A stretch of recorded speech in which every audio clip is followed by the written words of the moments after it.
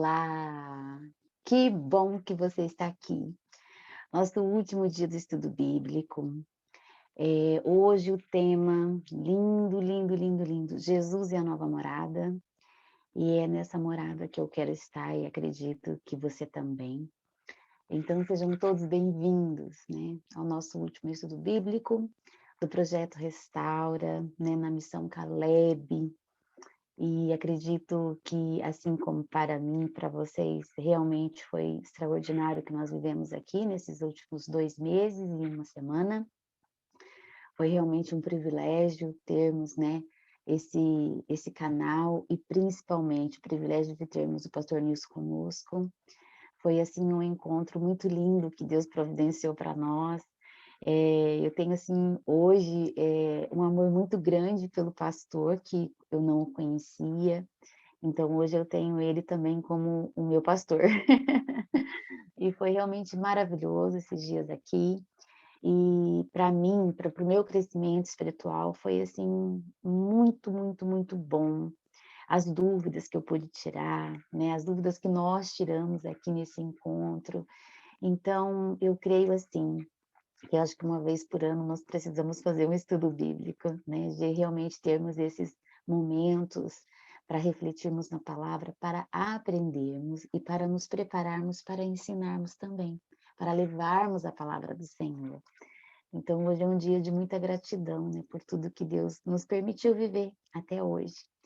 Então agora vamos ouvir o nosso hino Restaura.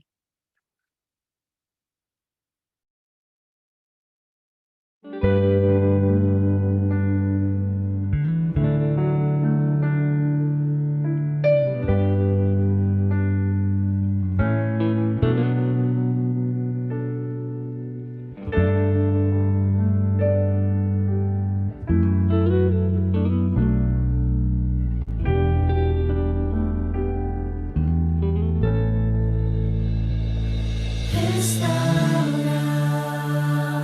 meu ser, restaura meu viver, restaura minha desilusão, restaura meu quebrantado coração, restaura meus sonhos, restaura os meus planos, Senhor, restaura minha vida por completo, para que todos saibam que Tu és meu Deus, porque Teu é o poder e o louvor, porque Tu és a paz e o amor. A Ti toda honra e glória rendemos, Senhor. Grandioso é Teu agir em nossas vidas.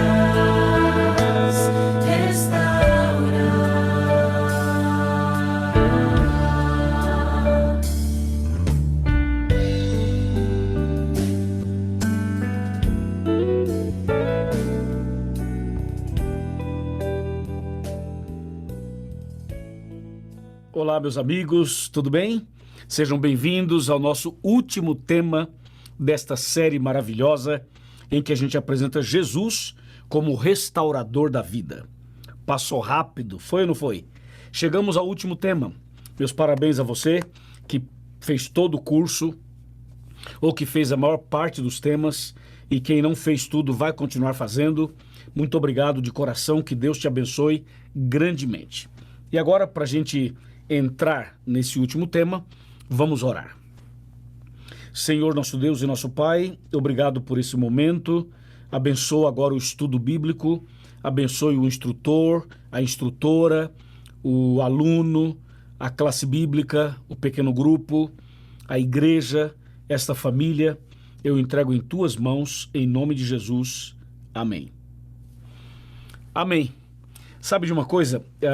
Algumas pessoas que são especialistas no assunto chegaram a dizer que as pessoas podem viver poucas semanas sem comida, poucos dias sem água, mas apenas poucos momentos sem esperança.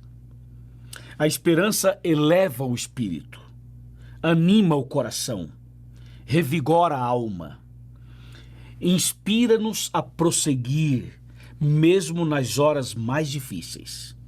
Às vezes, tudo o que precisamos é um vislumbre de esperança de que um dia, em breve, as coisas ficarão melhores do que são hoje.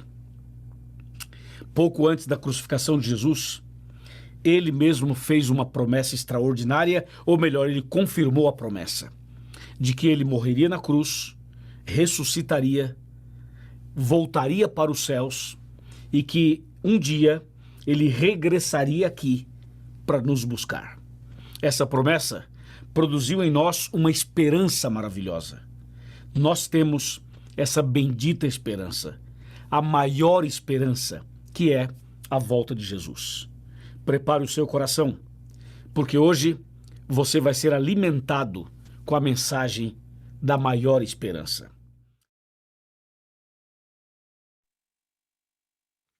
E nós desejamos, né, nos alimentarmos mesmo. Hoje eu estava ouvindo uma pregação no qual dizia assim que qual é o propósito de Deus, né? O maior propósito de Deus é nos salvar. E então, pensando nesse propósito, eu acho que não temos como ter outro foco na nossa vida, a não ser a salvação, né? Não ser realmente, sabe, vivermos ao lado de Jesus de uma maneira, né, como é nos apresentada e enfim, né, para nos levar, né, a dar mais um passo dentro dessa possibilidade. Agora eu convido o nosso querido pastor Nilson, que no último encontro não pôde, né, nós ficamos preocupados, mas graças a Deus ele, né, estava bem, realmente pode acontecer. Pastor, que Deus te abençoe, que Deus te ilumine mais uma vez, e agora a palavra é com você. Amém. Pessoal, boa noite aí para vocês, boa noite, Miriam, prazer estar aqui com vocês pela 20ª vez aí nesses últimos 2 meses, é o 20º tema, né, que nós estamos estudando juntos. Realmente é muito bom a gente reestudar, né, temas que já são, de certa forma, conhecidos para a gente, mas foi bom, porque desperta, muitas vezes, às vezes, perguntas dentro de assuntos que a gente ainda não conhece. Então, que bom estarmos juntos aqui para esse tema. Obrigado pela compreensão aí, eu acabei tendo uma situação de emergência, saí e deixei meu celular carregando, então eu não conseguia responder e nem avisar vocês que eu não ia poder estar presente no último encontro, na semana passada. Mas hoje, graças a Deus, estamos juntos aí para estudar. Eu diria assim, o tema mais incrível, mais maravilhoso de todos, né, dessa série de 20 temas, esse tema realmente é extraordinário, porque quando a gente pensa nessa terra aqui, a gente fica pensando, nossa, como seria bom que existisse uma nova terra, né? Que Deus fizesse uma nova terra, e porque essa terra existe muita maldade, muito sofrimento, muita despedida, morte, pandemia e distanciamentos, confusão, insegurança, enfim. Essa terra tem muita coisa boa também, mas só que aquilo que Deus está preparando para a gente é algo muito melhor. Então, louvado seja Deus aí pela presença da Carolina também, sempre participando com a gente, a irmã Maria Deudete, né, a Flor Bela, Virgínia, né, a Líria, Rosemary, Maria Ventrelha, a Sara, Evani, Elinda, né, Maria Pinhal, Maria Souza, Neide, Késia, um grupo muito especial que Deus pode usar de maneira muito poderosa a vida de cada um de vocês, para que a gente possa fazer a diferença onde quer que estejamos, tá bom? Então, nós vamos aqui estudar hoje o tema Jesus e a Nova Terra. Esse é o tema principal de hoje. E o texto bíblico, assim, que eu acredito que todos vocês conhecem, né? E alguns até já têm decorado esse texto, que é o texto que vai abrir o estudo de hoje. João 14, 1-3, Jesus está confortando os discípulos, se despedindo deles, né? E Jesus disse assim, olha, não fiquem preocupados, não se turbe o coração, né? Não se preocupe, Jesus está dizendo, porque na casa de meu pai existem muitas moradas. Eu vou preparar uma para vocês, e quando eu for preparar essa morada, eu voltarei de novo para buscar vocês, para que onde eu esteja, vocês possam estar também. E foi dessa maneira que Jesus confortou os discípulos, dando a eles uma profecia, uma esperança e uma garantia de que aquilo que ele estava falando era verdade. Na casa de meu pai há muitas moradas. A palavra casa aqui, o Novo Testamento foi escrito em grego. Então, se você for pegar a palavra grega para casa, ela seria melhor traduzida como apartamentos. Então, Jesus está dizendo o seguinte: na casa de meu pai, aliás, a palavra morada, né? Na casa de meu pai há muitos apartamentos e eu vou preparar um para vocês. Essa seria a melhor tradução para o português: apartamentos, ao invés de moradas. Ou seja, é uma casa, e nessa uma casa que Deus tem, ele tem muitos apartamentos, e ele diz: vou preparar um para vocês, e quando tiver tudo certo, tudo ok, voltarei para buscar vocês, para que onde eu esteja, vocês possam estar também. Imagina, esse é um primeiro ponto, importante para a gente refletir nesse início. O segundo ponto importante: Jesus estava num contexto de despedida, então ele disse assim: não fiquem preocupados, não se turbe o coração.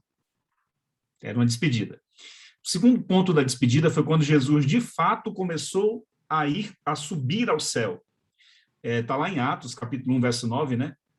Jesus faz a promessa da descida do Espírito Santo, como aquele que iria potencializar, abreviar o tempo para que as pessoas pudessem conhecer Jesus logo. E o verso 9 diz assim, os anjos dizendo: olha, varões galileus, por que vocês estão olhando para o céu? Esse Jesus que entre vocês foi elevado ao céu, voltará da mesma maneira como vocês o viram subir. Então, ali Jesus conforta os discípulos com a promessa do Espírito Santo, que eles não ficariam órfãos, mas o Consolador estaria com eles. E ali Jesus sobe ao céu. Ali, de fato, aconteceu a despedida mesmo. Jesus subindo ao céu para ir.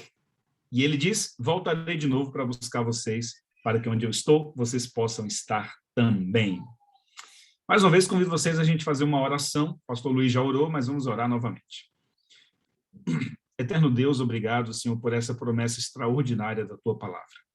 Tua palavra garante que a morte não existirá, nem a separação, nem o luto, nem o pranto. E é por isso que nós te louvamos, porque vamos estudar esse tema hoje. Pedimos a Tua sabedoria e a Tua bênção em nome do Senhor Jesus. Amém. Muito bom, pessoal. Eu não sei se todos vão poder participar da leitura, mas eu vou distribuindo aqui os textos bíblicos, tá bom? E aí, se vocês estiverem de acordo ali, vocês vão lendo comigo. Começando aqui pela Miriam, que está aqui na minha tela. Vamos lá, na sequência. Miriam, você podia ler para a gente aí, separar já 2 Pedro 3,13, tá bom? Miriam vai ler esse texto poderoso para nós daqui um pouquinho. A irmã Carolina, poderia ler para nós aqui, ó, Mateus 5:5, tá bom? Mateus 5:5. O Ricardo está participando com a gente, mas ele não vai poder ler. Mas seja bem-vindo aí, Ricardo. Deus abençoe, viu? Mateus 5:5, a irmã Carol. Aí, Apocalipse 20, versículo 6, a irmã Maria Deodete. Se ela puder ler, irmã, se só não puder, não tem problema não, tá? Só nos sinaliza. Irmã Maria Deodete, então, é Apocalipse 20, verso 6. Virgínia, por gentileza, acha para a gente Apocalipse 20, verso 4, tá bom? Virgínia, 20, verso 4 de Apocalipse. E agora, Apocalipse 20, verso 1 ao 3, a Sara e Evani. Apocalipse 20, verso 1 até o verso 3 e o verso 5, tá bom? Sara e Evani. Apocalipse 20, 1 ao 3 e o verso 5. Irmã Maria Pinhal. Irmã Maria Pinhal, então, vai ser Apocalipse 20, verso 7 até o 9. Tá bom? 20, verso 7 ao 9. E agora, próximo aqui, a Líria. Irmã Líria, Apocalipse 20, verso 14 e 15. Verso 14 e 15. Flor Bela, a família Caleb aí, a família toda com a camisa Caleb. Deus abençoe Flor Bela. Flor Bela vai ler para a gente, ó, Apocalipse 20, verso 12 a 14. Será que eu pulei algum, hein? Fiquei em dúvida agora. Apocalipse 20, verso 12 ao 14. Tá certo, né? E agora, a Elinda. Elinda, lê para a gente, então, Isaías 65, 21. Tá bom? Livro do profeta Isaías, 65, 21. E, por último aqui, irmã Maria Ventrelha. Não sei se pode ler, mas aí me sinaliza, tá? Salmo 16, 11. Bom, feito aí a distribuição, vamos começar aqui, ó. O que a Bíblia diz sobre a vida futura? Miriam, fala um pouquinho para a gente aí na Bíblia. Vamos lá, segundo Pedro 3,13, né? Nós, porém, segundo a sua promessa, esperamos novos céus e nova terra, nos quais habita justiça. Uau, esse tema é maravilhoso, Miriam. Nossa, esse texto de Pedro mostra que ele tinha a esperança que a gente tem hoje. Eu fico feliz porque Deus nos mostrou uma esperança grandiosa, né? Nós, porém, segundo a sua promessa. Não é segundo a promessa de um homem, de um pastor, de um líder, é segundo a promessa de Deus. Esperamos novos céus e nova terra, e ali vai habitar a justiça plena. Se alguém se sentiu injustiçado em algum momento da sua vida, entenda. No novo céu e na nova terra haverá justiça de verdade. Olha que bênção, né? Agora, quem vai herdar essa terra? Mateus 5, verso 5.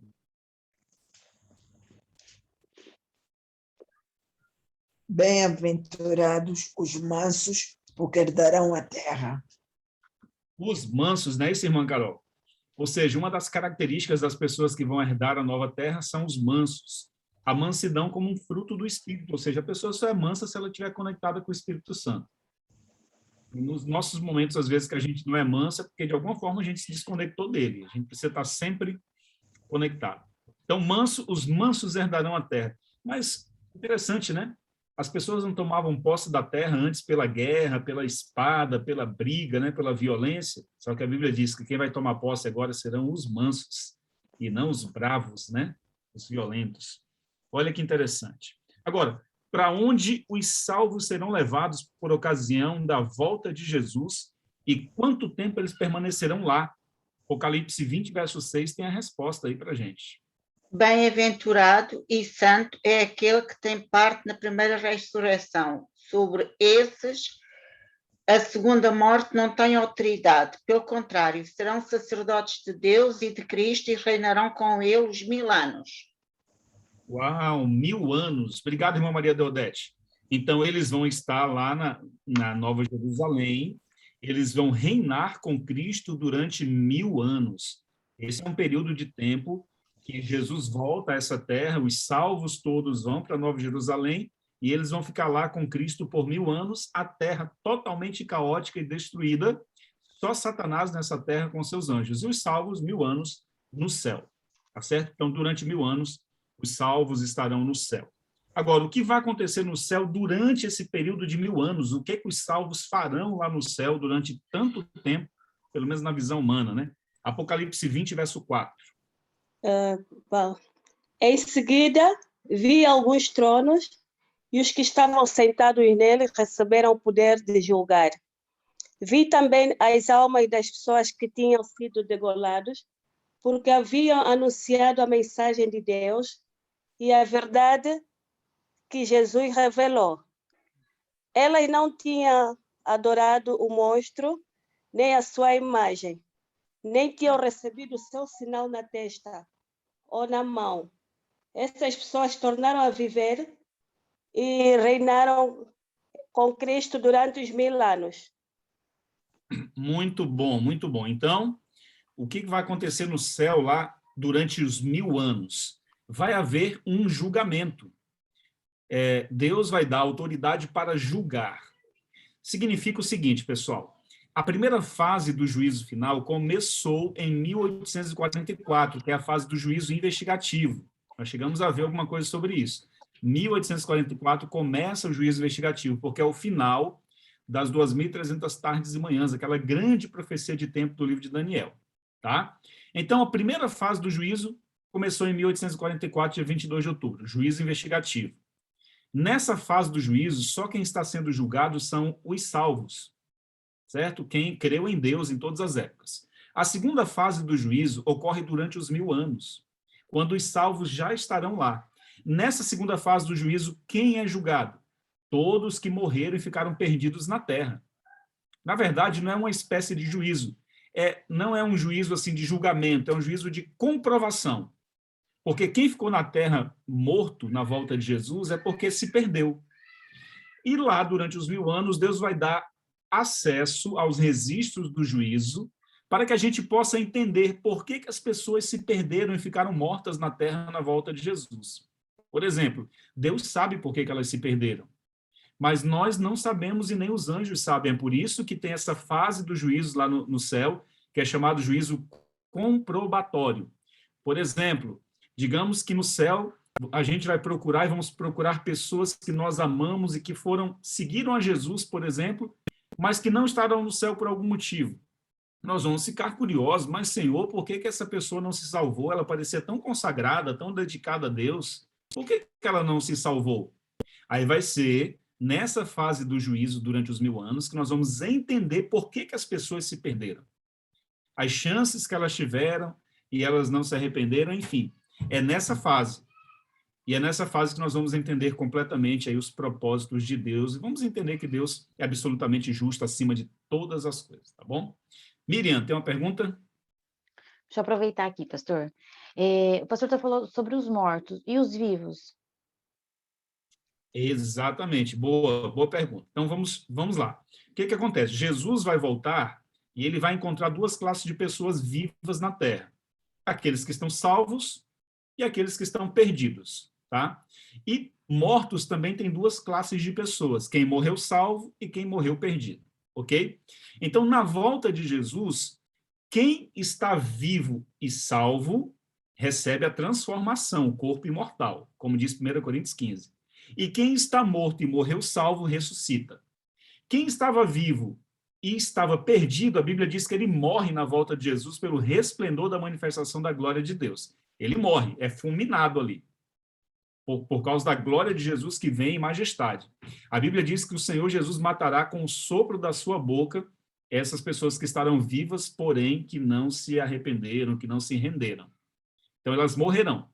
Então, por isso que na terra ficarão as pessoas que morreram na volta de Jesus e aqueles que morreram perdidos em todas as épocas da história. E vão para o céu quem ressuscitou salvo ali e quem estava vivo e salvo foram transformados. Durante os 1000 anos, é interessante que a gente entenda que nós vamos investigar os livros do juízo, para a gente entender por que essas pessoas se perderam. Elinda. Obrigada, pastor. Boa noite. O pastor falou aqui um bocadinho dos que estarão vivos, mas que não estarão firmados em Cristo, que morrerão. A minha pergunta é, morrerão para sempre ou então participarão também na execução final de todos os que estarão perdidos? Excelente pergunta, Elinda. Boa pergunta. Então, o que vai acontecer? Vamos imaginar Jesus voltando a essa terra. Jesus volta, quem morreu salvo ressuscita e quem estava vivo na volta de Jesus e salvo é transformado. Esses 2 grupos são levados para o céu. Só que quem estava vivo, porém estava perdido, não se preparou, essa pessoa morre, ok? Durante 1000 anos no céu, os salvos estarão lá. Entre as coisas que os salvos farão no céu vai ser entender por que esse povo todo se perdeu. É a segunda fase do juízo, chamada de comprovação. Bom, depois que terminarem os 1000 anos no céu, a Bíblia diz que a Cidade Santa vai descer para essa terra, com todos os salvos nela. Na hora que a Cidade Santa descer e pousar na terra, Deus vai ressuscitar todos os ímpios que ficaram mortos na terra. Deus ressuscita para o juízo final, que é a terceira fase do juízo, chamado de juízo de execução. É onde Apocalipse, nós vamos ler ainda o texto, é onde Apocalipse diz que esses ímpios ressuscitados serão liderados por Satanás e seus anjos, porque Satanás vai estar preso nessa terra aqui, e agora ele já tem gente para ele tentar, porque eles ressuscitaram os ímpios. E eles vão tentar invadir a Cidade Santa para tomar posse da cidade, porque o número deles é muito maior do que o número dos salvos. Aí é nesse momento que a Bíblia diz em Apocalipse 20 que vai descer fogo do céu e consumir Satanás, os anjos dele, todos os ímpios que ficaram mortos, que ressuscitaram ali. É nessa fase que é o juízo de execução. Tá bom, Linda? Daqui a pouquinho a gente vai falar um pouquinho mais sobre essa tua pergunta. Irmã Líria. Boa noite, feliz noite a todos. Obrigada, pastor, mais uma vez por essa maravilhosa lição. Pastor, a minha dúvida é: os mortos, os vivos que estiverem vivos, verão Jesus descer para comprovar tudo o que foi pregado ao longo desse tempo.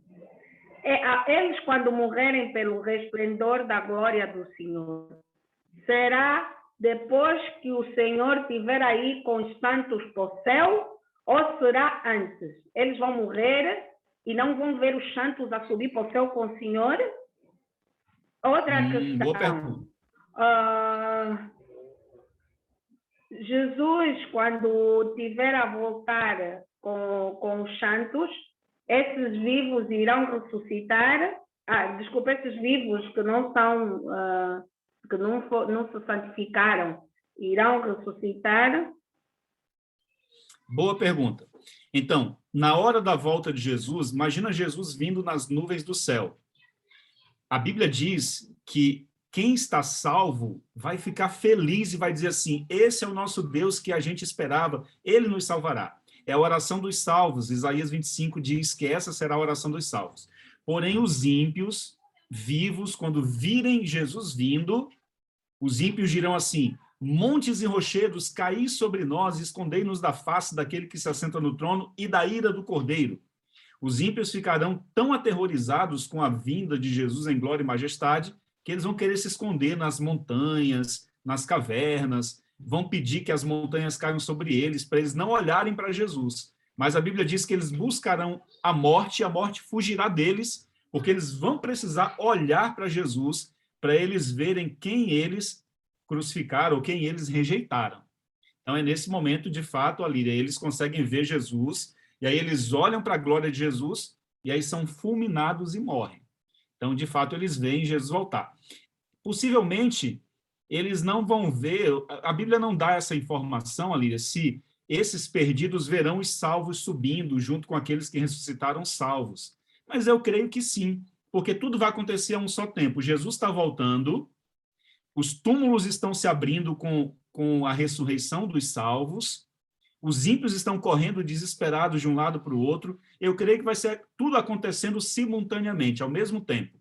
Então, é possível, sim, que quem se perdeu veja alguém que se salvou subindo para encontrar com o Senhor nos ares. Eu creio.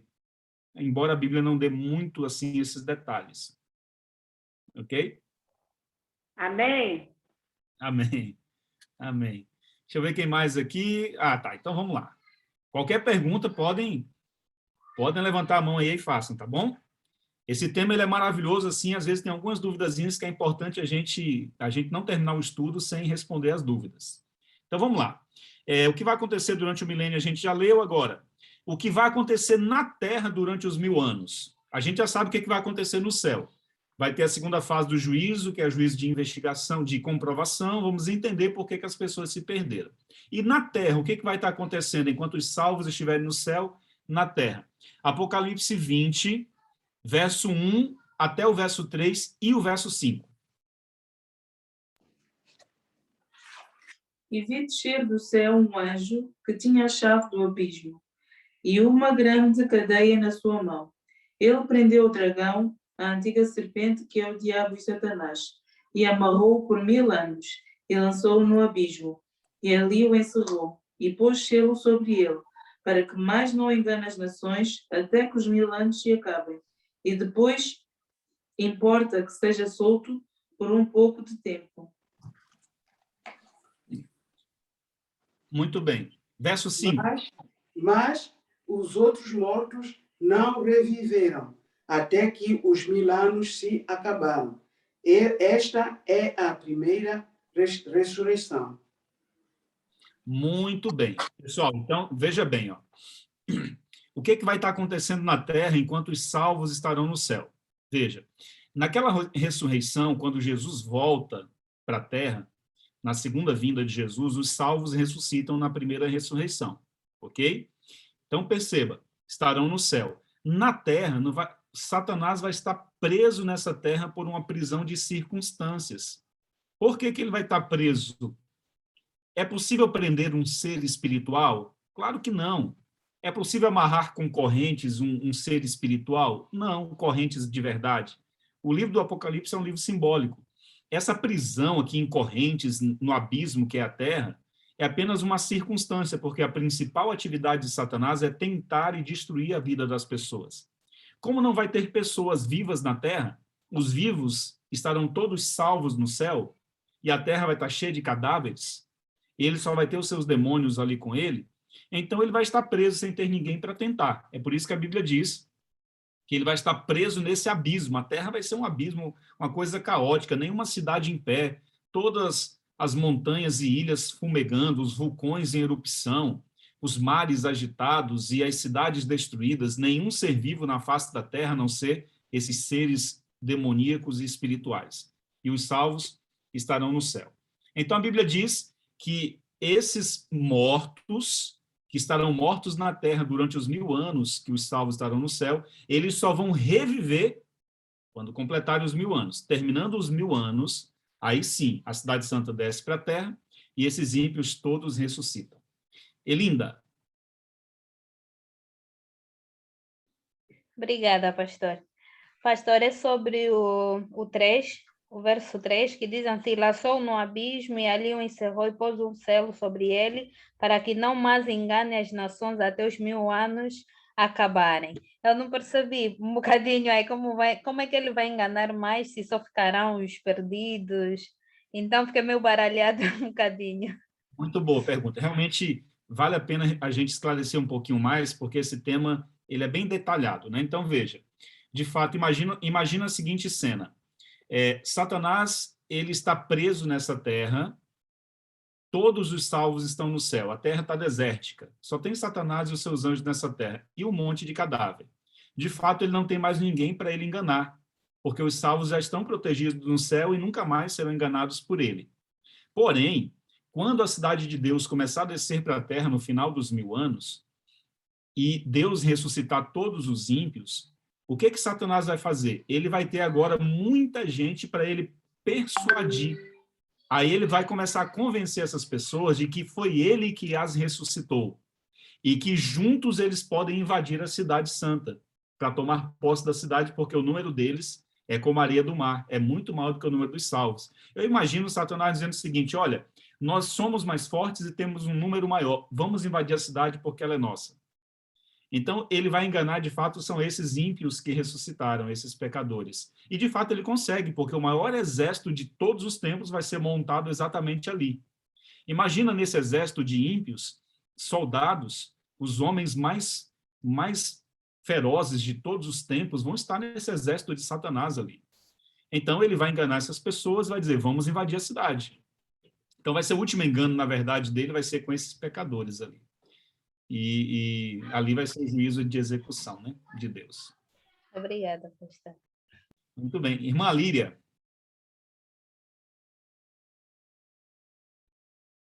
Pastora, o pastor falou que a prisão aqui, por Apocalipse, é um livro profético. O pastor disse que a prisão é simbólica, não quer dizer uma prisão.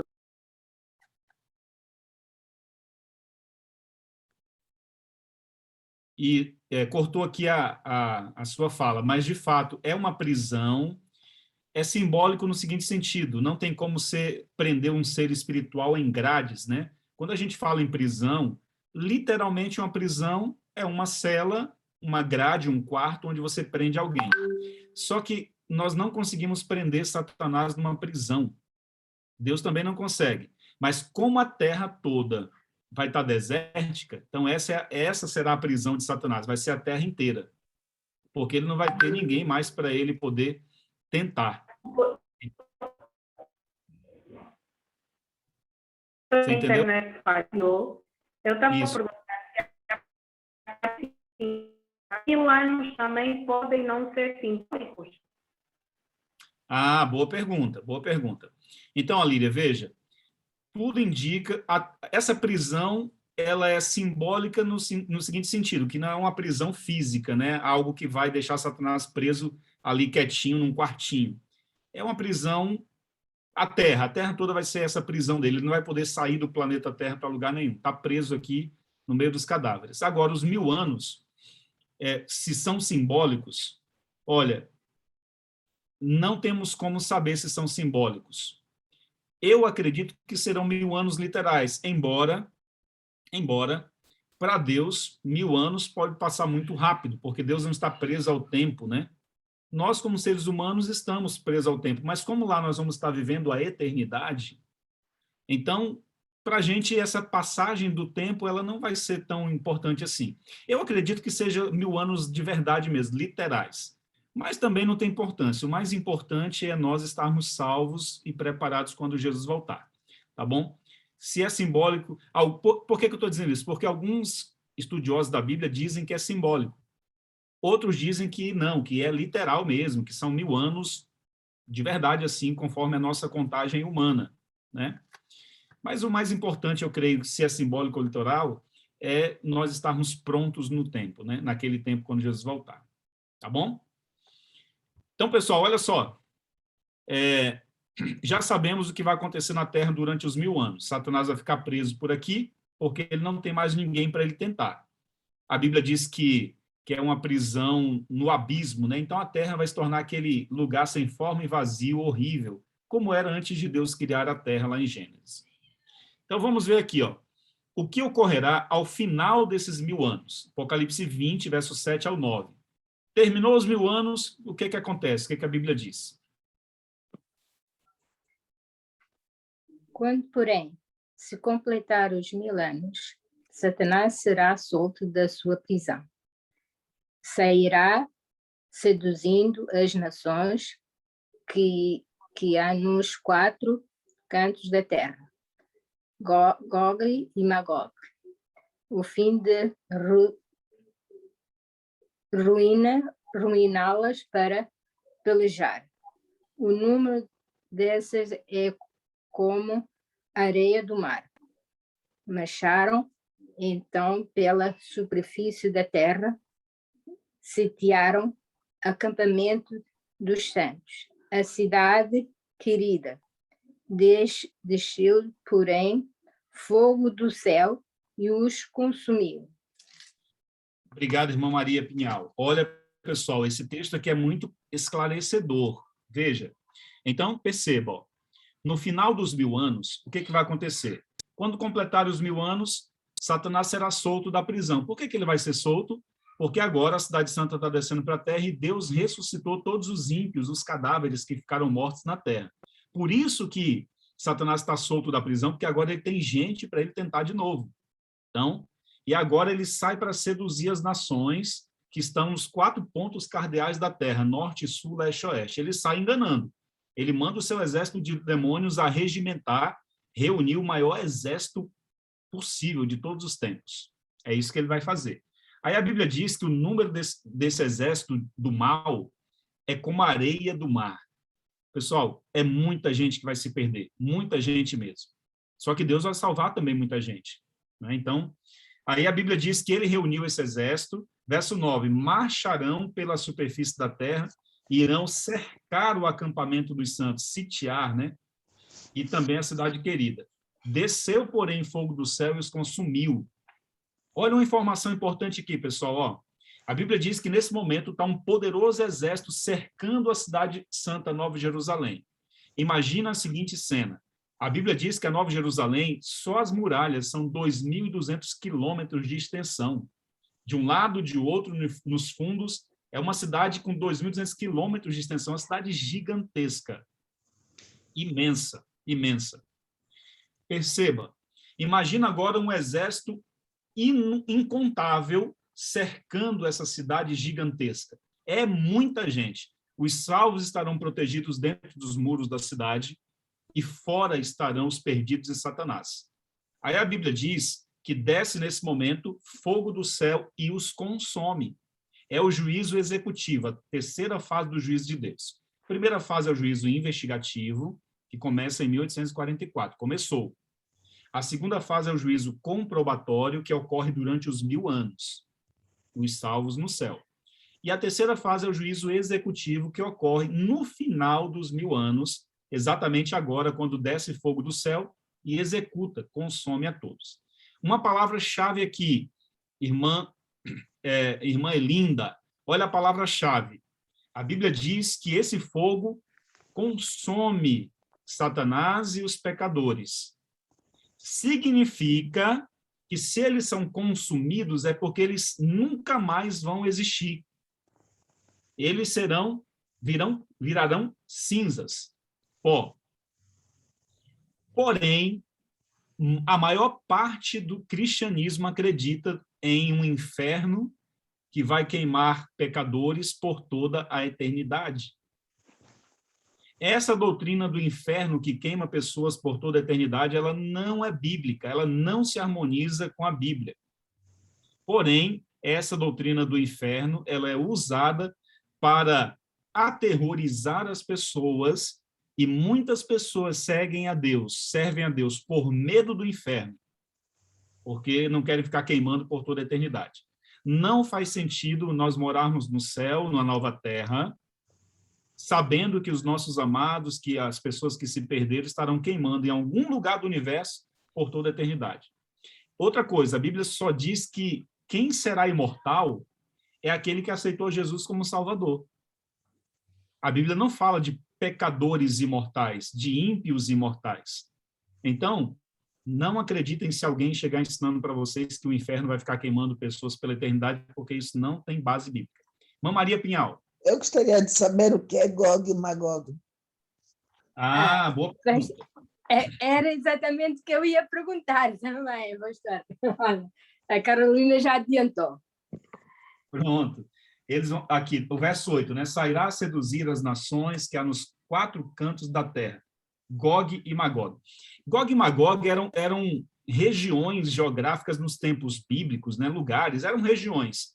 Quando falava Gog e Magog naquela época do tempo bíblico, as pessoas entendiam que isso significava uma grande extensão territorial, né?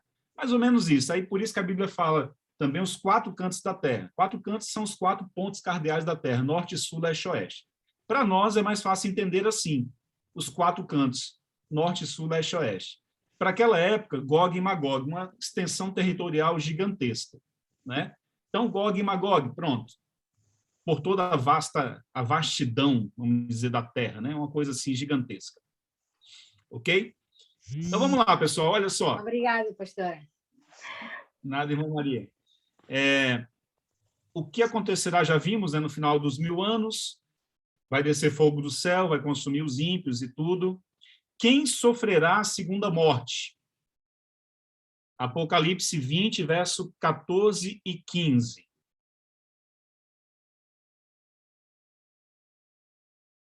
Eu acho que é a Flor Bela. E o inferno, não, pastor? e a morte. Apocalipse 20, 14, 15. E a morte e o inferno foram lançados no lago do fogo. Esta é a segunda morte. E aquele que não foi achado escrito no livro da vida foi lançado no lago do fogo. Muito bem, pessoal. Então, olha aí, ó. Apocalipse 20, 14 e 15. Verso 15, se alguém não foi achado no livro da vida, foi lançado para dentro do lago de fogo.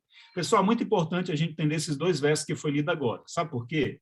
A Bíblia diz assim, ó, que a segunda morte é a morte eterna, certo?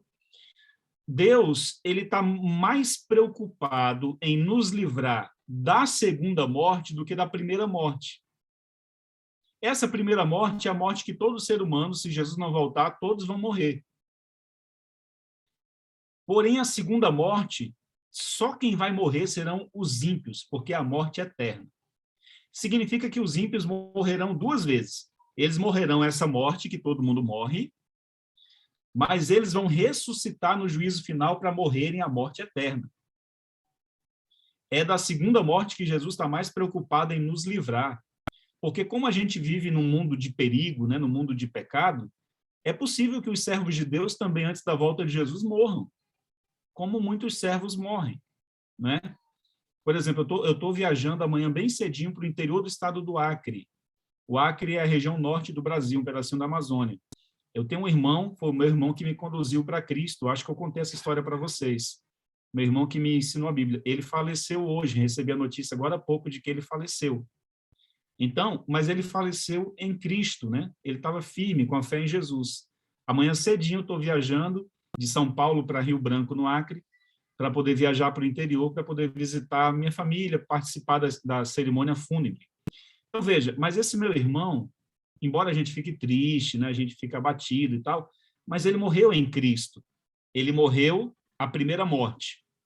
Pela graça de Deus, quando Jesus voltar, ele vai ressuscitar para viver para sempre. Agora, quem morre perdido, morre a primeira morte e ressuscita para o juízo final e morre a segunda morte.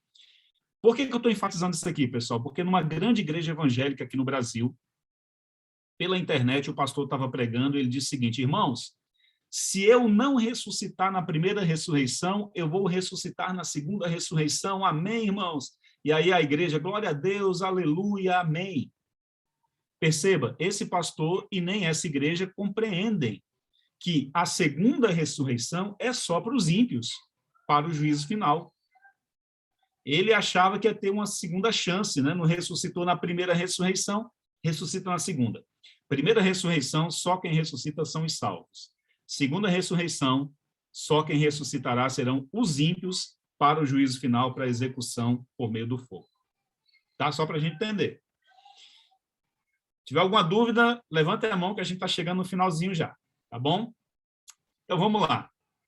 Quem viverá a eternidade com Cristo? Ah, Líria, tem uma pergunta, Líria? Pastor, a minha pergunta é, nós aqui, ao longo do que já estudamos até aqui, temos estado a ver a primeira ressurreição, mas existe alguma passagem que fala de segunda ressurreição? Da segunda ressurreição? Sim, pastor. Exatamente. Essa passagem que a gente acabou de ler aqui em Apocalipse. Deixa eu achar aqui para vocês. Ó. Na verdade, a Bíblia não fala assim especificamente segunda ressurreição. A Bíblia diz que quando a Cidade Santa estiver descendo, os ímpios todos irão ressuscitar, irão despertar, e Satanás agora vai ter gente para tentar. Está aqui, ó. Verso 7, Apocalipse 20, verso 7. Quando, porém, se completar os 1000 anos, Satanás será solto da sua prisão, e aí ele vai sair a seduzir as nações que há nos 4 cantos da terra.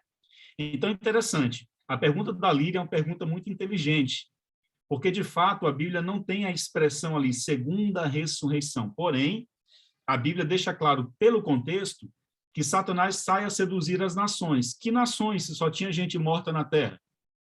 Então, a gente concluímos que essas nações são aqueles que ressuscitaram, os perdidos que ressuscitaram quando a Cidade Santa desceu para a terra.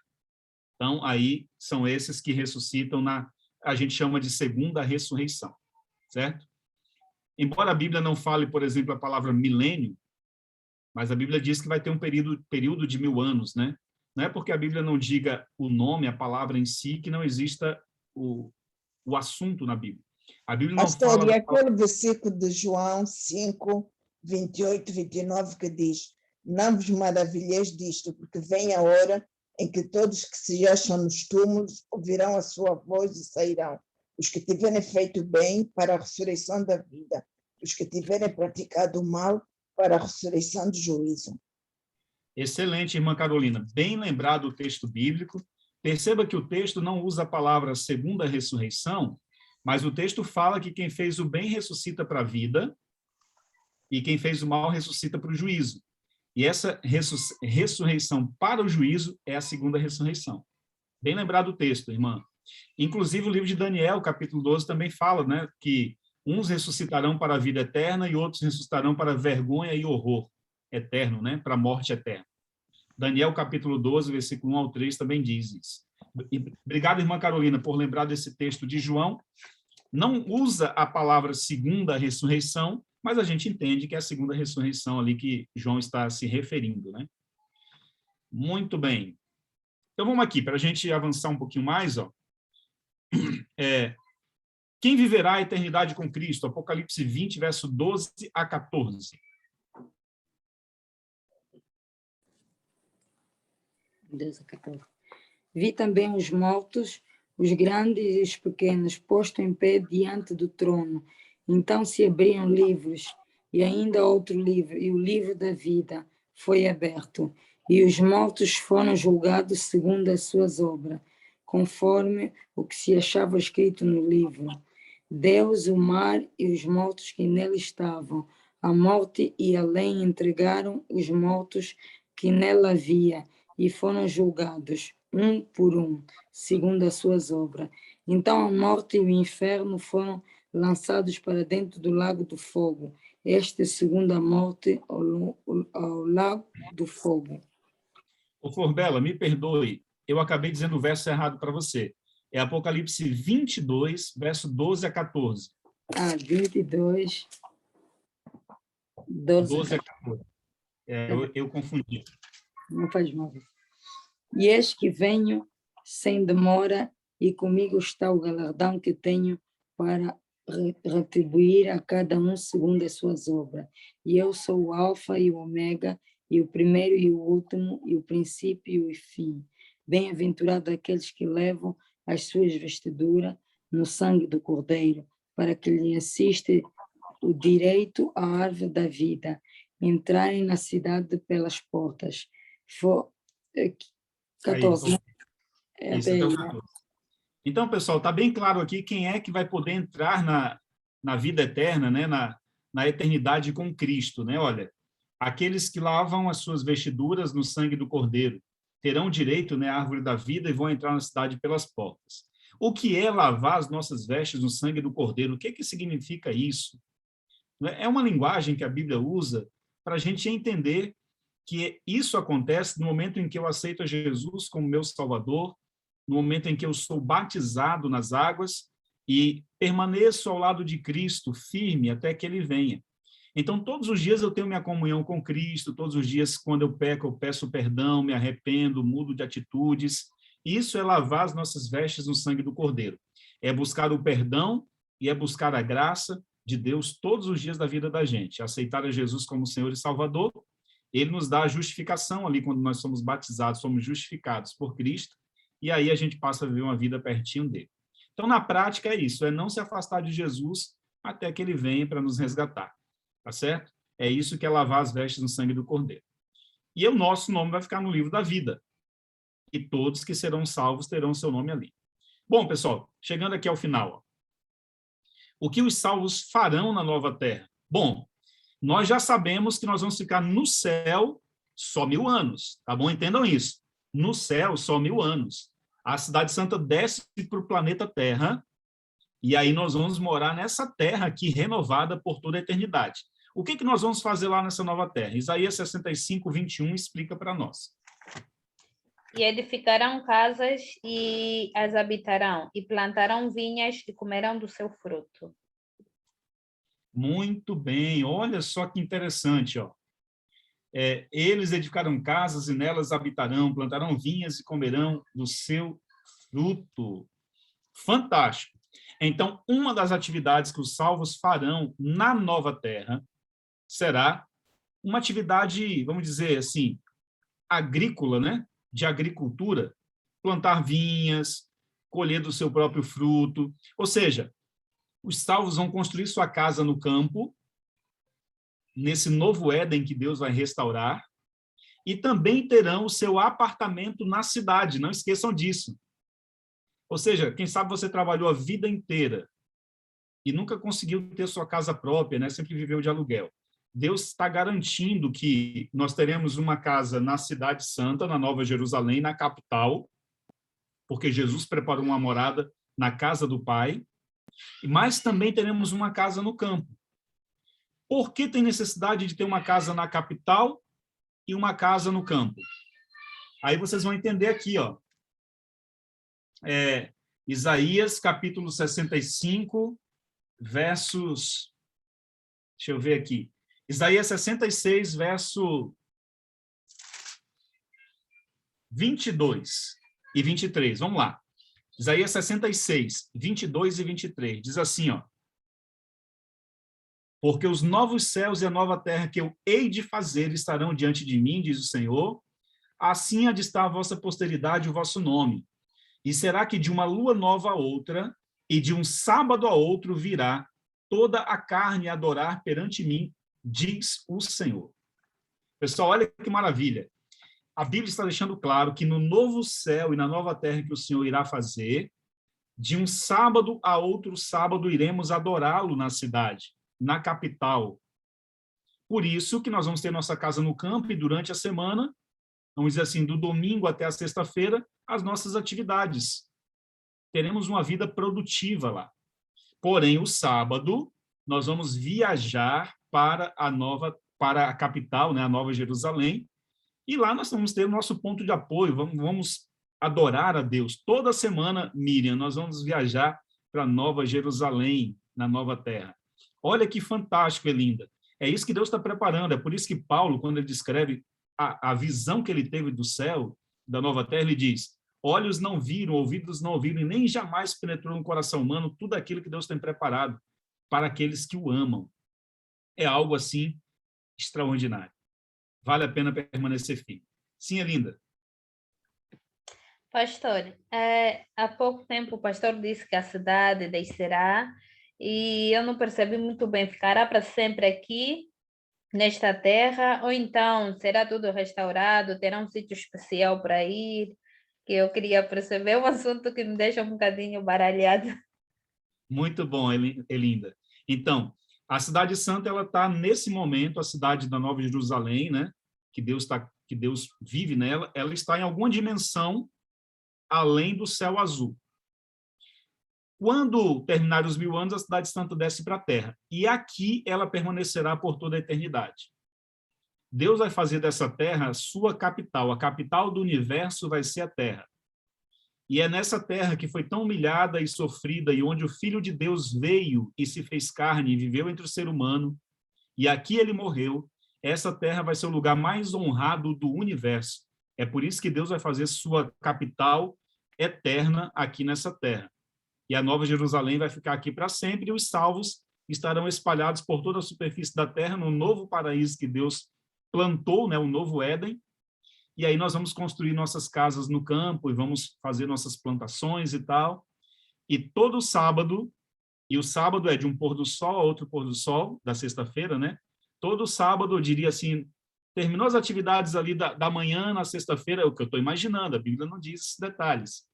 Mas eu imagino, sabe, irmã Maria Pinhal, que no sábado à tarde estaremos viajando para a Nova Jerusalém. Agora, alguém já me perguntou assim, pastor, mas como é que a gente vai viajar para lá, né? Que tipo de transporte nós vamos utilizar para a gente viajar para lá? O livro O Grande Conflito, o livro História da Redenção, Visões do Céu, e o livro Primeiros Escritos de Ellen White, Visões do Céu e Primeiros Escritos. Ellen White diz que algumas pessoas poderão até voar se elas quiserem, usar as suas asas e voarem. Eu não sei se todos nós teremos essa capacidade de voar, imagino que sim, mas, como eu disse, o mais importante é que toda semana nós vamos estar na Nova Jerusalém, na capital do universo. Então, Elinda, a capital vai ficar nessa terra para sempre. Esse é o lugar que Deus vai estabelecer como sua morada. Apocalipse 20 confirma isso. Obrigada, pastor. Flor Bela. O pastor já acabou de responder, eu queria saber como é que a gente ia viver entre um lado e o outro. O pastor já acabou de falar. Como é que a gente ia para um lado e a nossa vida de todo dia, como é que a gente ia sobreviver, tínhamos que trabalhar durante a semana, é isso que eu queria saber. Exatamente. Perceba o seguinte, olha que maravilhoso. A Bíblia não dá todos os detalhes, mas ela nos dá uma noção do que nós vamos fazer. Nós não teremos uma vida assim ociosa, uma vida preguiçosa, até mesmo porque nós não vamos cansar. O trabalho não será mais de fadiga, de cansaço, né, de estresse. Tudo vai ser maravilhoso. Então, tudo que a gente fizer vai ser algo assim extraordinário. Então, teremos uma vida muito ativa durante a semana e, naturalmente, cultivando as coisas do campo, da natureza. Imagina que aí onde vocês moram tem lugares muito bonitos, né? Agora, você imagina essa terra renovada pelo poder de Deus. Imagina você vai ter muita coisa para explorar nessa nova terra. um paraíso que Deus restaurou. Então, nós vamos ter muita coisa para fazer, e para coroar a semana, nós vamos para a capital. A Bíblia diz, vai ser de um sábado a outro, né? Nós vamos para a capital. Sim, Miriam? Pastor, e aí minhas perguntas, né? Desculpa aí, Miriam, o Luca quer fazer uma pergunta. Tudo bem. Não. Como nós vamos controlar nossas asas? Ah, boa pergunta, hein, Luca? Boa pergunta. Interessante que quando a gente lê o livro Visões do Céu, né? Ellen White, ela menciona ali que ela viu crianças lá, e essas crianças usavam suas asas e voavam, né? Então, com certeza, Luca, Deus vai colocar aí um sistema, uma capacidade em nós, né? Da gente ter total controle sobre esses voos, né? Que nós vamos fazer e tudo mais, como os anjos hoje têm.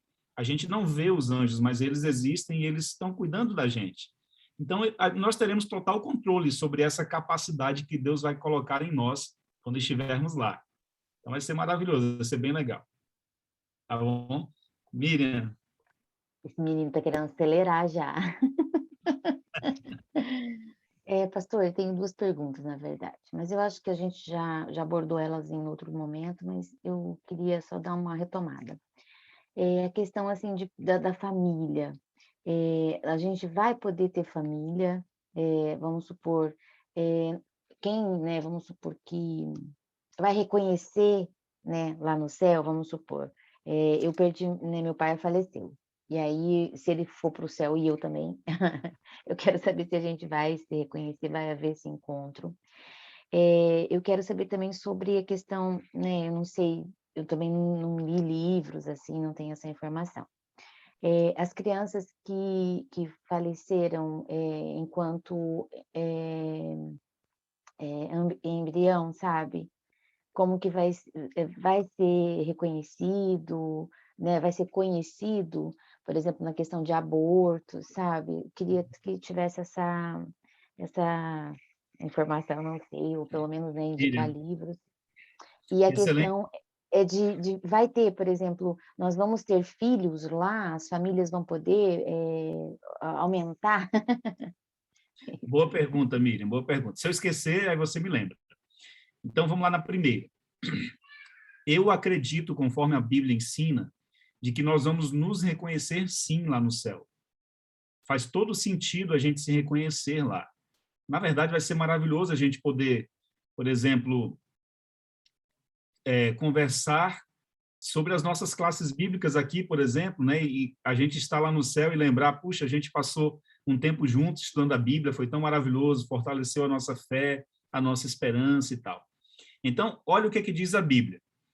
Isaías 65, 17 diz assim, ó: pois eis que eu crio novos céus e nova terra, e não haverá lembrança das coisas passadas, jamais haverá memória delas. Quando a gente lê esse texto, eu lia esse texto, eu ficava, puxa vida, eu não vou lembrar das coisas, né, passadas e tal, não vou reconhecer minhas pessoas queridas. Na verdade, não. Esse texto ele está falando da maldade do mundo, dessa terra. Nós vamos nos esforçar para tentar lembrar de um mundo mal que nós vivemos, mas a gente vai estar diante de uma beleza tão extraordinária, que nós não vamos conseguir lembrar desse mundo mal. Quando a gente lê o livro Visões do Céu, que Ellen White escreveu, ela fala exatamente disso, que enquanto ela estava tendo visões do céu, ela se esforçava para tentar lembrar da terra, mas tudo que vinha à mente dela era a maravilha que ela estava vendo diante dos olhos dela. Então, esse texto, ele apenas diz que nós não vamos mais ter lembranças da maldade da terra, porque as coisas boas do céu substituirão. As coisas ruins e as nossas lembranças serão restauradas, vamos dizer assim, para coisas boas. Porém, nós vamos reconhecer, sim, nossas pessoas queridas. A Bíblia diz, Jesus respondeu que no céu nós não casamos e não nos damos em casamento. Alguém fez essa pergunta para Jesus, alguém teve essa curiosidade aí da Miriam. E Jesus respondeu assim, ó, que no céu nós seremos como os anjos, não se casam e não se dão em casamento. No céu. E no céu nós vamos ficar apenas 1000 anos.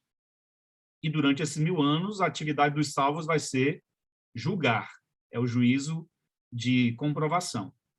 Porém, eu vou dizer algo que eu acredito. Não é?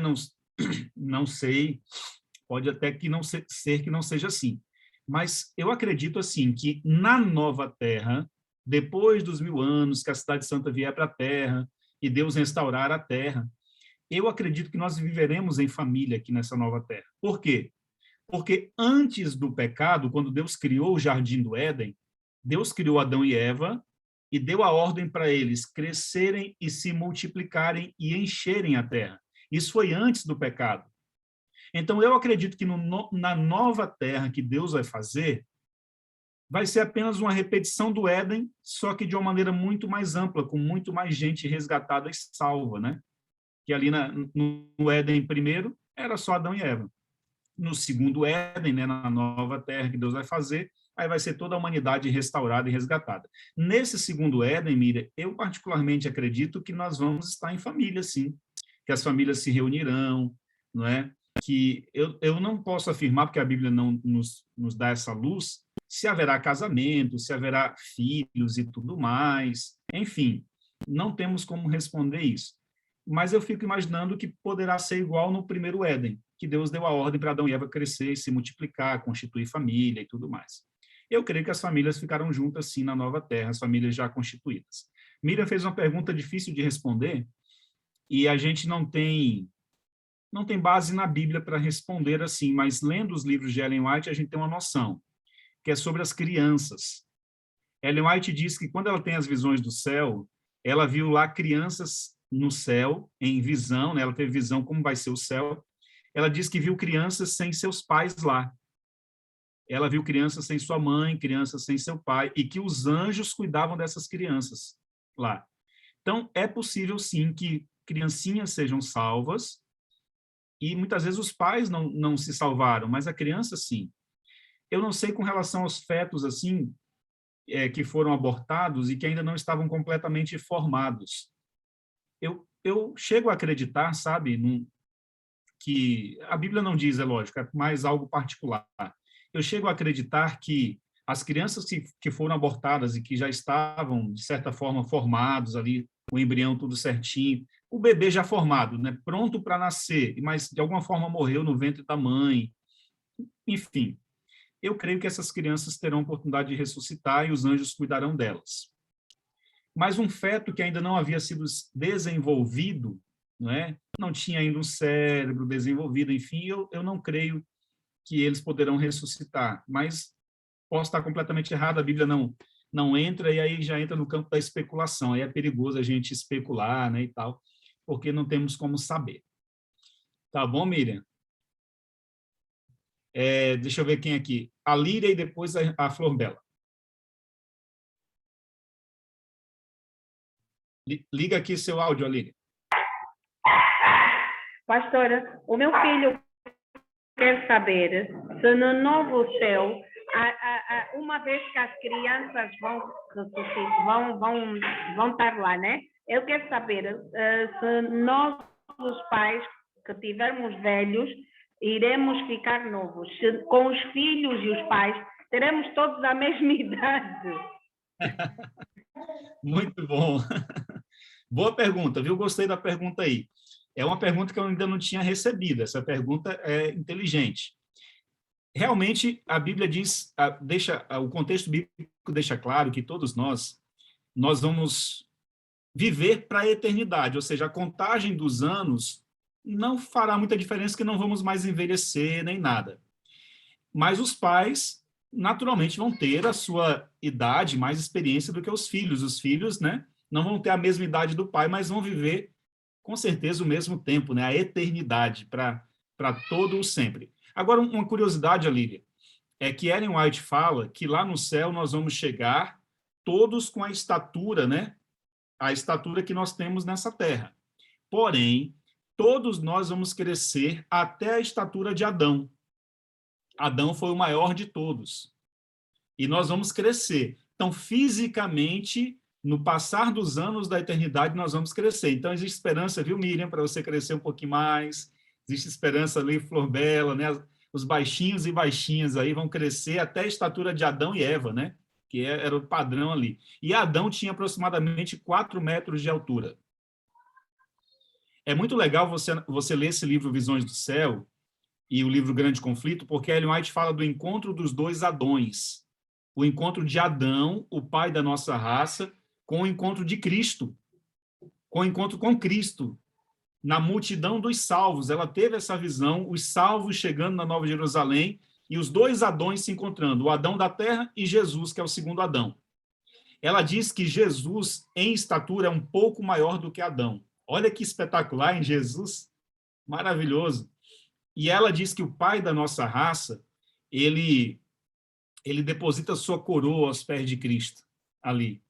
E ele olha para a vastidão das pessoas ali, porque Adão não sabe que o tanto de gente que se salvou depois, né, vamos dizer assim, ou que se perdeu por causa do erro dele, do pecado dele. Mas quando Adão olha para a vastidão dos salvos, todo mundo salvo por causa da graça de Jesus, né, e tudo, e Jesus apresentando as feridas nas mãos de Adão, nas mãos dele, né, e Adão vendo pela primeira vez as feridas nas mãos de Jesus, Adão vai entender que foi por causa do pecado dele. Ele chora, ele coloca as coroas nos pés de Cristo, a coroa dele, e ali vai ser um encontro extraordinário. Vale a pena você ler no livro Grande Conflito, lá no final, no último capítulo. E nós vamos crescer até a estatura de Adão. Mas com relação a pais e filhos, não. Cada um vai ter sua diferença ali de idade. A maravilha é que nós vamos viver por toda a eternidade, então não vai ter separação, né? Vai ser extraordinário. É muito bom a gente falar sobre o céu, irmãos. Eu acho que hoje é a vigília, viu aqui, Miriam? Falar sobre o céu é bom demais. Sim, Flor Bela? Sim. Eu Matheus, quer fazer uma pergunta, pastor? Sim. Eu queria saber, quando nós ir para o céu, nós vamos ficar alto para ser o Adão? Olha aí, ó, boa pergunta. Nós vamos ficar tão altos quanto Adão. Adão tinha 4 metros de altura. Imagina aí, você vai crescer lá no céu, vai ficar fortão. Adão foi o homem mais forte do que Sansão. E mais alto do que Sansão. Então, imagina, Adão mais alto e mais forte do que Sansão. E nós vamos crescer até o tamanho de Adão. Vai ser maravilhoso. E as mulheres até o tamanho de Eva. Eva tinha aproximadamente 3,5 metros de altura. E Adão, aproximadamente 4 metros. Então, Flor Bela, aí, os garotos aí vão crescer muito, hein? É bênção pura. Pastor, tem uma pergunta no chat, bem boa. Deixa eu ver aqui. Então, vamos lá, pastor. Continuaremos com o nosso livre-arbítrio? Excelente pergunta. Seremos tão transformados a ponto de nunca ver o risco de uma rebelião? Porque isso aconteceu com o anjo. Rosemary, que pergunta fantástica. Essa pergunta é muito boa. A Bíblia diz que nunca mais se levantará o mal uma segunda vez na face da terra. Depois da volta de Jesus, depois do estabelecimento do novo céu e da nova terra. O mal não vai se levantar pela segunda vez por 2 motivos. Em primeiro lugar, porque todos que estarão salvos saberão tudo o que aconteceu de ruim na terra. Ou seja, embora a gente não tenha lembrança assim do mal e tal, mas nós vamos saber que a nossa primeira experiência na terra foi muito ruim por causa do pecado. Então, o ser humano ele não vai querer viver essa experiência de novo. Segundo lugar, Jesus conservará para toda a eternidade as marcas nas mãos e nos pés e no lado. Ou seja, todas as vezes que nós olharmos para Jesus e para as marcas, nós nos lembraremos do alto preço que foi pago para o nosso resgate, para a nossa vida eterna. Então, terceiro ponto, nosso livre-arbítrio estará intacto. Deus não vai mexer no nosso livre-arbítrio. Nós teremos, sim, a liberdade de tomarmos uma decisão diferente, de nos rebelarmos. Certamente nós teremos essa opção. Mas por que nós nunca iremos tomar a decisão de rebelião? Porque a gente já sabe o que aconteceu com Lúcifer, nós vamos conhecer toda a história da redenção em seus detalhes. Nós vamos estudar o amor de Deus por toda a eternidade, o amor de Deus. Então, sabendo e olhando para as marcas de Jesus, nós vamos saber o preço que foi pago. Nós vamos saber que Satanás não tinha razão na rebelião dele, que Jesus estava certo, e com liberdade de escolha nós teremos a capacidade de dizer o seguinte: eu decido nunca mais me rebelar contra Deus, porque eu já sei o preço que foi pago lá no passado. Então, embora o ser humano tenha o livre-arbítrio no novo céu e na nova terra, ele nunca mais vai se rebelar, porque ele vai ver as marcas nas mãos e vai relembrar de toda a história da redenção. Vai ser maravilhoso. O mal não se levantará uma segunda vez, diz a Bíblia. Literalmente assim. Amém, né? Amém. A Lília disse aqui, amém. Louvado seja Deus por isso. Pessoal, último versinho, então, dessa noite, né? Salmo 16:11. O que significa habitar na presença de Deus? Salmo 16:11. Quem ficou com esse? Pastor, sou eu, Maria. Opa, irmã Maria, pode ler para nós. Eu não estou conseguindo nem me conectar com vocês aqui, não estou aparecendo nem na tela, mas tudo bem, eu estou participando. Aqui está escrito, far-me-ás ver a verdade da vida, na tua presença, a abundância de alegrias, e tua mão direita há delícias perpetuamente. Irmã Maria Ventrelha, fantástico esse verso, viu? Fantástico. Olha, na presença de Deus existe abundância de alegria. Alegria. Amém. A Bíblia diz assim, a alegria do Senhor é a nossa força. A gente muitas vezes tem uma imagem distorcida de Deus, achando que Deus é um senhor barbudo, sério, carrancudo, e que fica sempre investigando a nossa bagagem moral para ver se a gente está fazendo alguma coisa errada. Na verdade, quando a Bíblia fala que a alegria do Senhor é a nossa força, a gente entende que existe poder na alegria de Deus. Jesus era uma pessoa extremamente alegre e carismática. E Jesus disse assim, quem vê a mim, vê ao Pai. As crianças gostavam de conversar com Jesus, as crianças gostavam de sentar no colo de Jesus, pegar na barba dele. As crianças são sinceras, elas não se aproximam de alguém que é carrancudo, que é sério, que é uma pessoa ali com aparência de brava, mas as crianças amavam estar na presença de Jesus. Jesus contava histórias para as crianças, ele abençoava as crianças. Ele era carismático demais. Agora você imagina Deus, né? Então, o que é estar na presença de Deus? É estar na abundância de alegria e na abundância de delícias perpétuas, né? Como diz o salmista Davi. Então, queridos, nós temos um céu a ganhar e um inferno a evitar, né? A perdição a evitar. Vale a pena permanecermos fiéis. E eu louvo a Deus, sabe, Miriam, porque irmã, né? Porque esse foi o último tema foi esse, né? Do novo céu e da nova terra. Porque esse tema é maravilhoso, nós vamos sair desse estudo e dessa série de estudos bíblicos assim, querendo ansiosamente estar no céu logo, logo. Então, realmente isso é maravilhoso. Pastor, se o Pai, Filho e Espírito Santo são um só, nós vamos conhecer Deus e Jesus? São duas pessoas diferentes? Olha aí, boa pergunta, hein? Realmente, e é uma pergunta que não é tão simples de responder, porque envolve um mistério que eu diria assim, vai além da compreensão humana. Por quê? Veja, são três pessoas distintas. O Pai, o Filho e o Espírito Santo. São três pessoas distintas. O Pai tem a sua função na divindade, o Filho também tem a sua função e o Espírito Santo também tem a sua função na divindade. Porém, os três, eles são um. Então, continuando, eu já li, eu vou me embora. Ich möchte nach Hause, eu vou para casa. Eles são um em propósito, né? Os três são unânimes em propósito, em objetivo, em missão, salvar o ser humano, mas são três.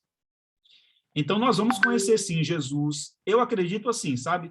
Que eu vou poder abraçar Jesus, eu vou poder abraçar a Deus, e eu vou poder dar um abraço no Espírito Santo e dizer assim, Espírito Santo, obrigado porque o Senhor não desistiu de mim. Porque se você está aqui estudando a Bíblia, e se você se arrepende dos seus pecados e busca o perdão, é porque o Espírito Santo não desistiu de você, ficou insistindo no teu coração e dizendo, olha, Nilson, olha, Linda, olha, Miriam, vai lá, busca o perdão, busca Jesus, estuda a Bíblia, vai à igreja, vai para a classe bíblica, vai fazer missão Caleb e tal. Então, o Espírito Santo não desiste da gente. E nós vamos querer dar um abraço nele. Embora a Bíblia não apresente o Espírito Santo assim, o Espírito Santo sempre trabalha nos bastidores, né, na Bíblia. Ele é o personagem dos bastidores. Então, alguns têm a impressão de que o Espírito Santo não existe. e alguns defendem essa ideia. Essa ideia não é verdade. Ele existe, ele é real, ele é uma pessoa. Maravilha? Então vamos abraçar os três, eu creio. Amém? Muito bom. Alguém mais quer fazer alguma pergunta? A gente encerrou aqui o nosso estudo. Ah, sim, Elinda. Obrigada, pastor. O pastor falou um bocadinho do pecado de Adão, né, que Jesus mostrará as marcas nas mãos e ele verá quanto mal, quanta gente desviou-se e tudo. Então, a minha pergunta é, pastor, Adão e Eva, quando foram criados, era no mundo perfeito, sem pecado, sem nada. Como é possível Adão e Eva, que eram perfeitos, pecarem, né, terem pecado e Deus, digo assim, do mesmo jeito que ele lutou com Jó, porque diz que Jó foi reto em tudo o que ele fazia, em nenhum momento desviou-se e falou mal de Deus. Como é que Deus lutou com Jó até o último momento e com Adão e Eva permitiu com que pecassem? Uau, boa. Essa pergunta é importante, viu, Elinda? Olha, com relação a Adão e Eva, vamos aqui em Adão e Eva. Adão e Eva, Deus criou num ambiente perfeito, né? E só havia um lugar no jardim do Éden onde eles poderiam pecar e cair, que era na árvore do conhecimento ali do bem e do mal. O que Deus fez para ajudá-los a não caírem, embora eles tinham liberdade para escolher pecar ou não? Deus, todas as tardes, diz a Bíblia, ia visitá-los pessoalmente. Ia lá. A Bíblia diz toda tardinha estava lá. E Deus ia visitar na viração do dia, diz a Bíblia. E conversava com eles, e orientava. Jesus estava lá visitando eles e falava, olha, pessoal, fiquem atentos. Não é bom que vocês fiquem sozinhos. Fiquem sempre juntos. Naquela árvore lá é o único lugar que o tentador poderá derrubar vocês.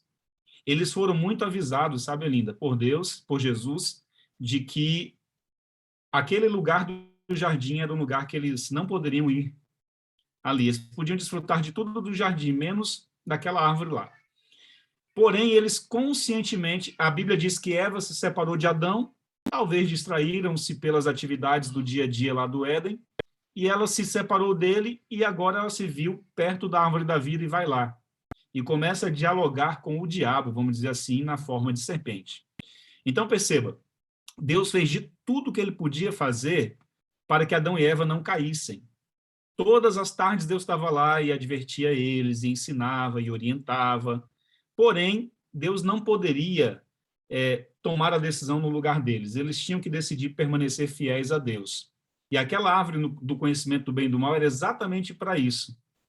Porque se eles estivessem num paraíso onde não havia possibilidade nenhuma deles pecarem, então era como se eles não tivessem livre-arbítrio. Então Deus permitiu que Satanás os tentasse somente daquele lugarzinho ali da árvore, né?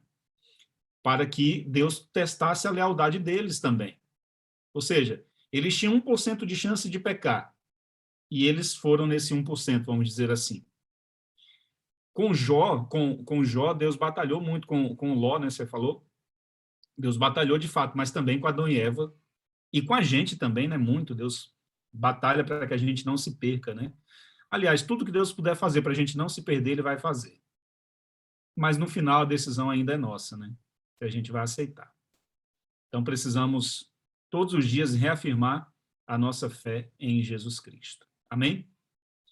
Pessoal, eu queria encerrar com vocês, se vocês me derem 3 minutinhos, que eu não poderia encerrar sem mostrar para vocês algo muito importante. Veja, Satanás está tentando vender por aí uma ideia de que o céu é um lugar monótono, um lugar chato, um lugar em que a pessoa só vai tocar harpas o dia inteiro e louvar e orar. E quando as novas gerações, as crianças, os jovens, os adolescentes ouvem falar de um céu assim, eles não se interessam. Por quê? Porque quem é que quer estar num lugar para tocar harpa o dia inteiro e só orar e só adorar? São coisas boas. Mas se você vai fazer isso por toda a eternidade, aí você fica pensando, nossa, vai ser chato, hein?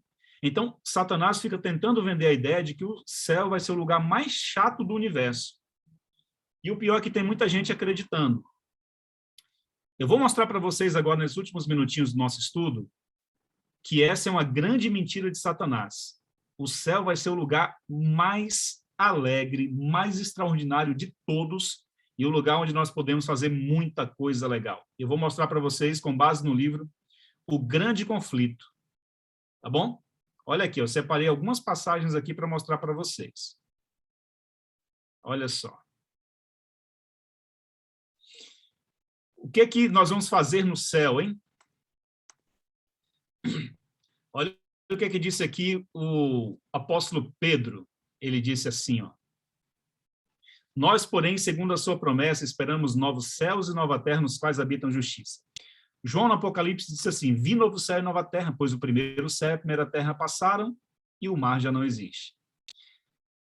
1 Coríntios 2,9, nem olhos viram, nem ouvidos ouviram, nem jamais penetrou no coração humano o que Deus tem preparado para aqueles que o amam.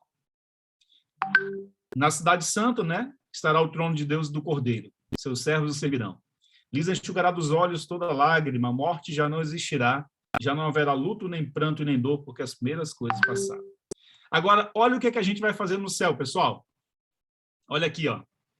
Lá, cada faculdade será desenvolvida, nossa capacidade mental, toda habilidade aumentada.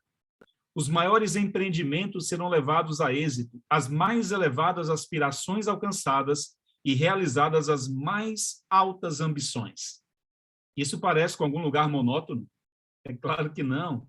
Veja, se você está num lugar onde toda a sua capacidade mental vai ser ampliada, hoje nós usamos, segundo especialistas, no máximo 10% do nosso cérebro. No céu, nós vamos usar 100% da capacidade cerebral e nós vamos poder fazer grandes empreendimentos. Olha o que mais Ellen White diz no livro O Grande Conflito. E surgirão ainda novas alturas a serem alcançadas, novas maravilhas para serem admiradas e novas verdades a serem compreendidas, novos objetos de estudo a desafiarem as faculdades da mente, do corpo e do espírito. Olha que fantástico, pessoal. Aí a Bíblia diz assim, ó, Ellen White: todos os tesouros do universo estarão abertos ao estudo dos remidos de Deus. Com indizível deleite, ela diz aqui, ó. Com indizível deleite, os filhos da terra entram de posse da alegria e sabedoria dos seres não caídos. Participam dos tesouros do saber e do entendimento adquirido durante séculos e séculos na contemplação da obra de Deus. E ao transcorrerem os anos da eternidade, trarão mais e mais gloriosas e abundantes revelações de Deus e de Cristo. Pessoal, é isso. Todos os tesouros do universo estarão abertos ao estudo dos remidos de Deus. E é isso que Deus está preparando para aqueles que o amam. Então, se alguém está dizendo para você que o céu é monótono, que o céu é chato, é Satanás tentando desviar você. Tudo que o diabo puder fazer para afastar você do céu, ele vai fazer. Para afastar você da Bíblia, da igreja, de Jesus, ele vai fazer. Não desista. Aquele que perseverar até o fim, esse será salvo. É isso que Jesus nos diz. Que Deus nos abençoe grandemente, poderosamente, que a gente se prepare para o céu mais e mais. Aqui, alguma pergunta? Os Calebes aqui, ó. Pode perguntar. Eu queria perguntar qual será o fim do diabo?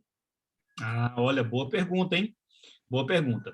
A Bíblia diz aqui em Apocalipse, capítulo 20, que Satanás, ele vai, quando a cidade de Deus descer para a terra, com todos os salvos dentro dela, e a cidade vai estar na terra, é uma cidade gigantesca, e os perdidos, os ímpios e Satanás estarão fora dos muros dessa cidade, aí a Bíblia diz que nesse momento vai ter o juízo final para todas essas pessoas ali que se perderam.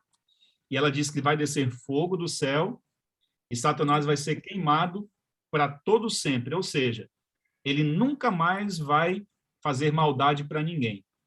Ele vai ser consumido, e é exatamente ali que acontece, ele vai ser queimado com o fogo de Deus. E vai virar cinzas. E nunca mais vai fazer maldade, e não vai haver mais morte e nem sofrimento. É isso. Deus tem preparado. Pessoal, vamos fazer a oração então, e aí depois a Miriam dá as palavras finais aí. Muito obrigado, querido Deus, por esse momento tão especial de estudo da Tua Palavra. Encerramos aqui uma série maravilhosa de reflexões na Bíblia, 20 temas, estamos juntos aqui há quase 2 meses ou mais, e realmente foi uma grande bênção, Senhor. Que as nossas vidas nunca mais sejam as mesmas. Que o Senhor nos use para podermos levar essas verdades para outras pessoas também que ainda não conhecem. Toma-nos em tuas mãos e ajuda-nos para que nenhum de nós percamos a nossa salvação, mas que todos nós possamos estar preparados quando o Senhor voltar. Em nome do Senhor Jesus é a nossa oração. Amém. Pessoal, Deus abençoe vocês, hein? Um ótimo dia e ótima noite, né, para vocês. Quem puder abrir a câmera aí, só para a gente fazer uma foto final, né, Miriam, e registrar aqui esse momento final. Vamos ver aí, abre a câmera, dá uma ajeitadinha aí na sobrancelha, no cabelo. Eu vou estar. Eu vou fazer uma foto aqui, depois eu mando para a Miriam, ela compartilha com vocês. É a nossa lembrança aqui do nosso último tema do estudo. Muito bom, que legal. Vocês aí abrindo as câmeras, a gente conseguindo enxergar vocês. Então, vamos lá. Vou contar até 3 e vou tirar a foto, tá bom? 1, 2, 3 e... Já. Só mais um, que a Flor Bela sumiu. Pronto, apareceu de novo. Pessoal, Deus abençoe vocês. Miriam, contigo aí, então, a palavra. Pastor, primeiramente, muito, muito, muito obrigada.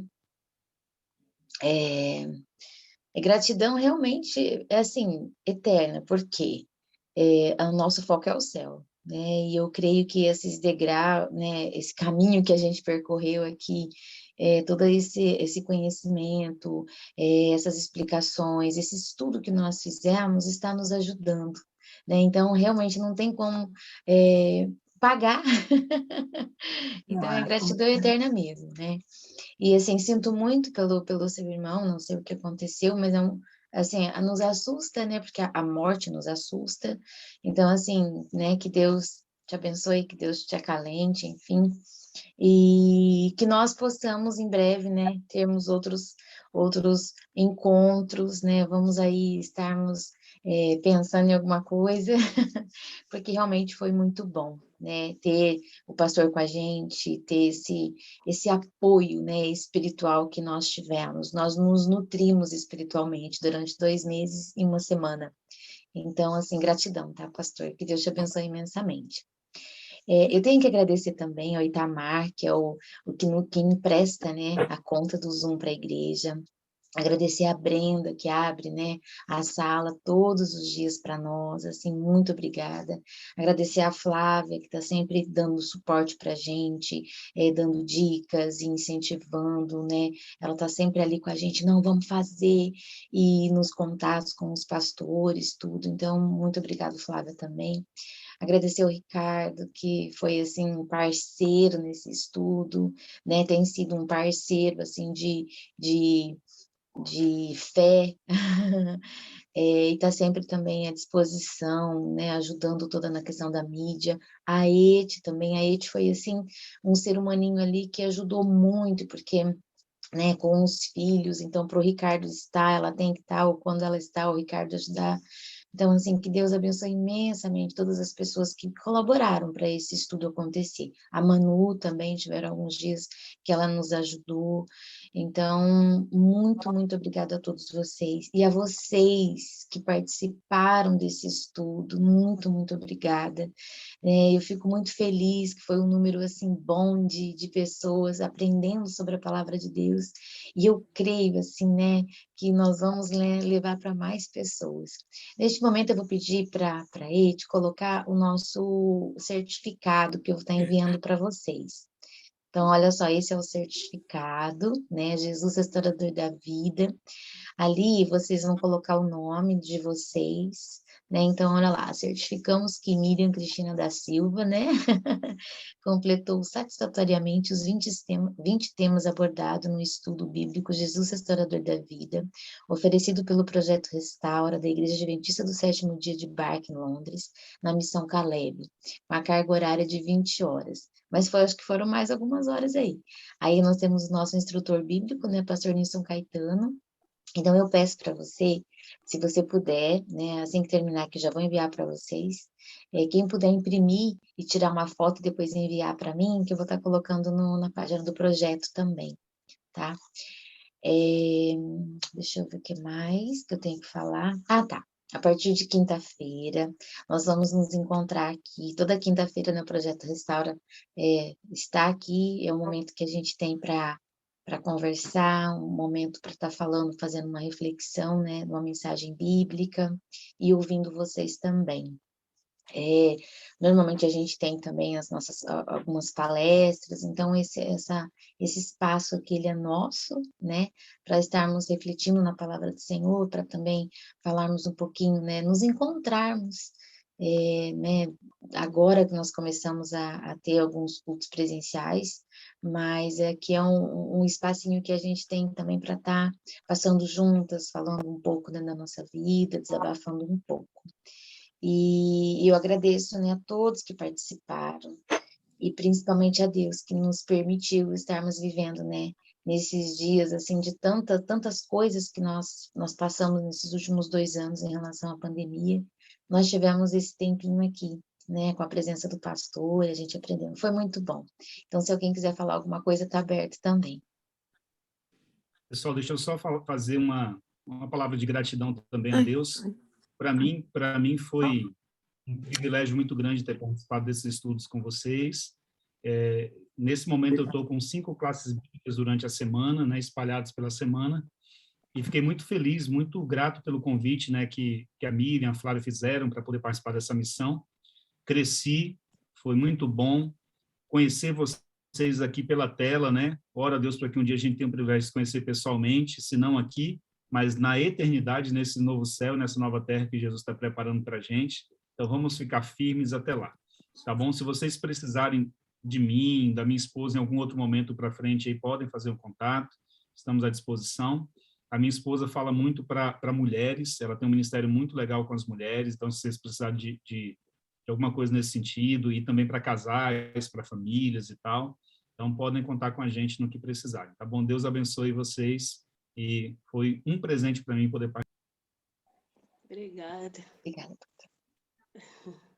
Pastor Nilson, muito obrigado. Sacola. Aprendi bastante.